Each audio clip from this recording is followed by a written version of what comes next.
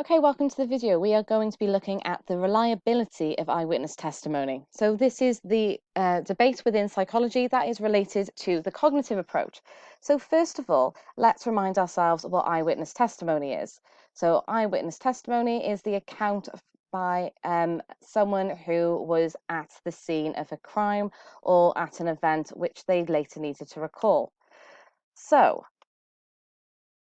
now, let's have a little think about the importance of the eyewitness testimony and to see if the reliability is important. So, as we discussed when looking at the classic evidence of Loftus and Palmer in 74, the reliability of eyewitness testimony is of huge importance in legal proceedings. So, the Innocence Project, which looks towards clearing names of wrongfully convicted prisoners, states that faulty eyewitness testimony is the #1 cause of wrongful convictions. So when witnesses misremember, people then go to prison, which is often years and years. So therefore, it's vital that we need to understand how memory works so that we can avoid it from being altered. The Devlin Committee was set up in 1973 to review the process of identification and prosecution of crimes. So it was found that 347 cases where prosecution occurred when eyewitness testimony was the only evidence, 74 were convicted. So this shows an overwhelming weight given to eyewitness testimony by juries. So subsequently, the Devlin Committee recommended that the trial judge be required to instruct the jury that it isn't safe to convict on a single eyewitness testimony alone. So research suggests that our minds are not like cameras and our brains do not take pictures of events which are then able to be recalled with 100% accuracy. So many can affect how we remember events. Our pre-existing bias and stereotypes can colour our memories, as can information that is received after events, such as leading questions. Our memories for events are reconstructed from various sources. Things that happen at the time are combined with other information. So this means that we may think that we remember, but these memories may not actually be accurate.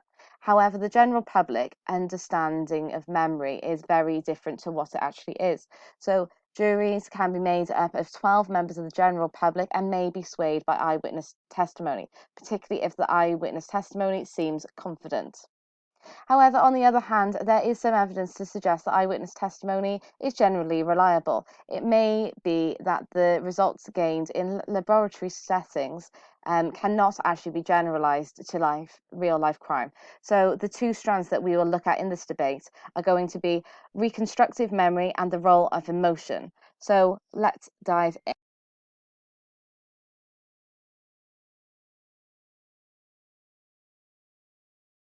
Let's have a little think about schemas. So, Bartlett first proposed the theory that memory is not always a complete reproduction of the witnessed event. So he argued that memory is reconstructed from various pieces of information, and this means that memories are often inaccurate. So he argues that the interpretation plays a major role in the remembering of past events, and that remembering can be seen as effort after meaning. So this is trying to make the past more logical, coherent, and generally sensible.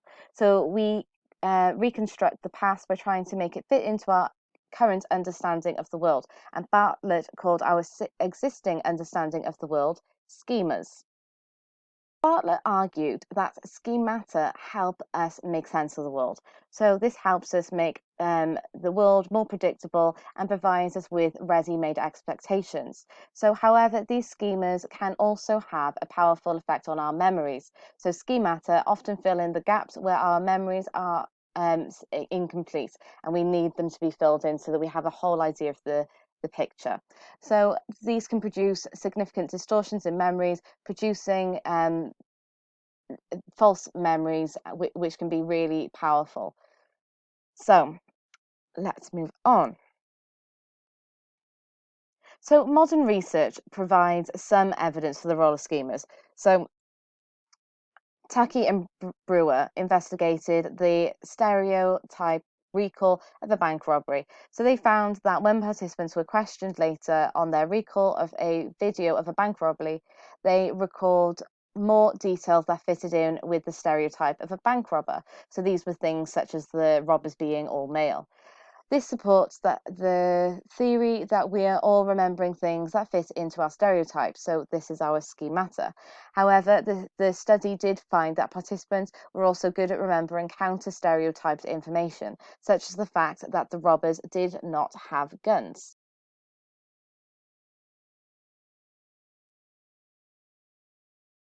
So, leading questions. The classic evidence that we looked at was from Loftus and Palmer in 74. So this study, as well as the pieces of alternative evidence in the same topic, can be used for this debate. So please use your notes from our last lesson, as this will help you significantly. So a criticism of Loftus and Palmer's experiment is that judging speed is really complex, and therefore participants may not be able to recall in the same way. Therefore, participants may be more prone to being led by the leading questions. So Loftus and Zani in 75 showed that participants a film of a car accident. Some participants were asked, "Did you see a broken headlight?" Whereas others were asked, "Did you see the broken headlight?" So a slight difference there, but one is more leading than the other. So 7% of those who were asked about the broken headlight reported seeing one, whereas 17% asked about the headlight reported one. So there was not actually one in the video, and the research demonstrates that leading questions are actually do cause participants to remember something that was not there.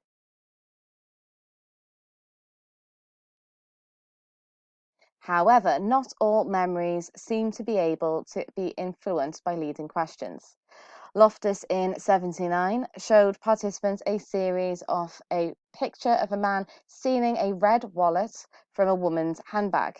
So 98% of participants were able to identify the colour correctly. Later, Loftus used leading questions to try to alter the participants' recall. However, they persisted in describing the purse as red, so the research contradicts Loftus and Palmer's previous findings, and this suggests that in some circumstances, leading questions have a limited effect on our memory at all. It may be the information that is remembered in the study is less subjective than estimating speed.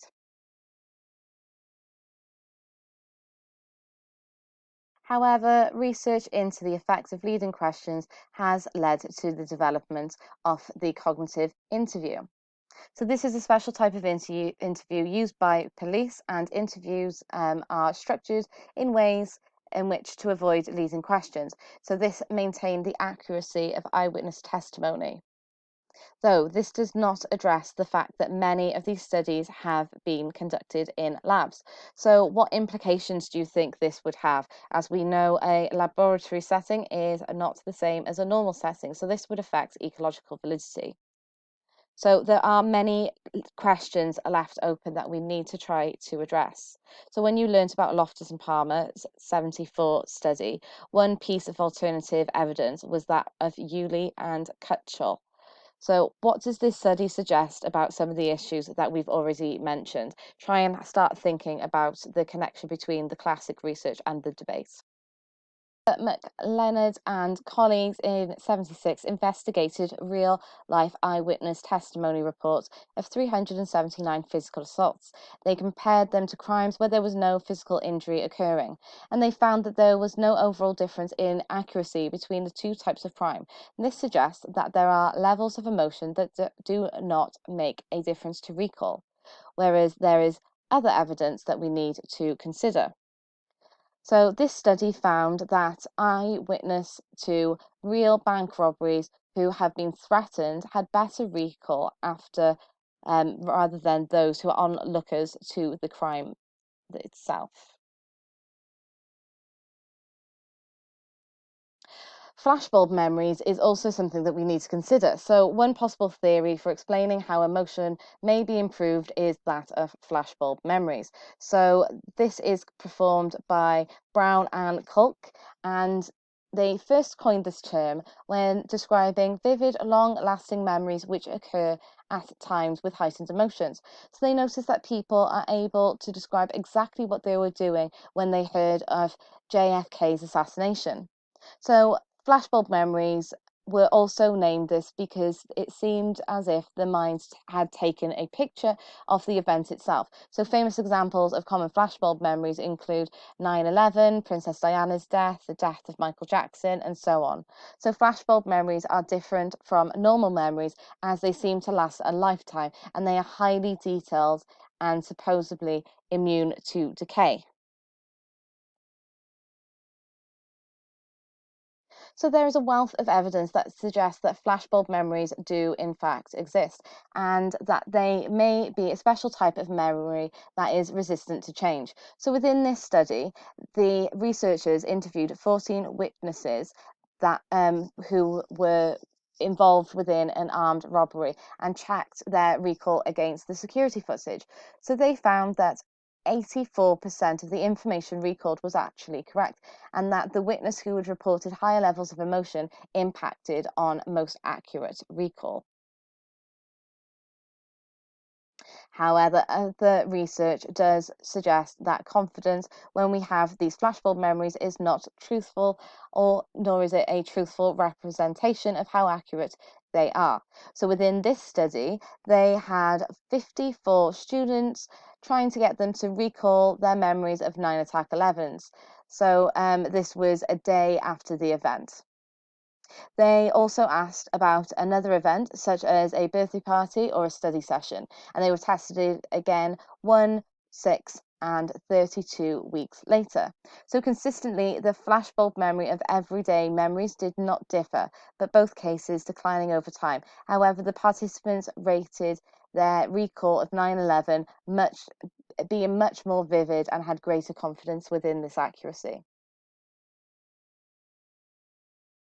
So this is an important factor relating to eyewitness testimony, as eyewitnesses may be able to give evidence months or even years after the event. And this study suggests that highly emotional memories may feel more accurate when they are actually not.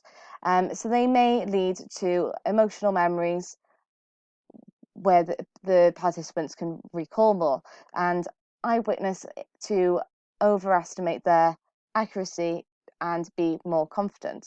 So if asked to give evidence in a course, this confidence may be deciding factor for a lot of juries.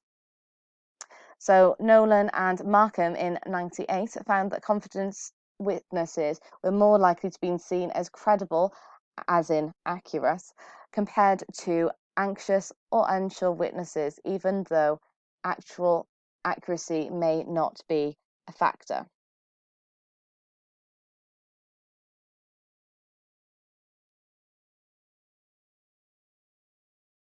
So there are many ways in which people react to shock and event. Some get angry, some get scared, and others feel no emotion at all. So we need to be very mindful of this when we are considering eyewitness testimony as a credible source of information. So, the same as with anything to do with humans, there are flaws attached. So, memory is not fixed and it is interchangeable between person to person. No human is the same as another. We do have slight similarities, but overall, eyewitness testimony cannot be deemed as the be all and end all. So that is the video talking about the reliability of eyewitness testimony. So I hope you found the video interesting, and I will see you in the next one. Bye.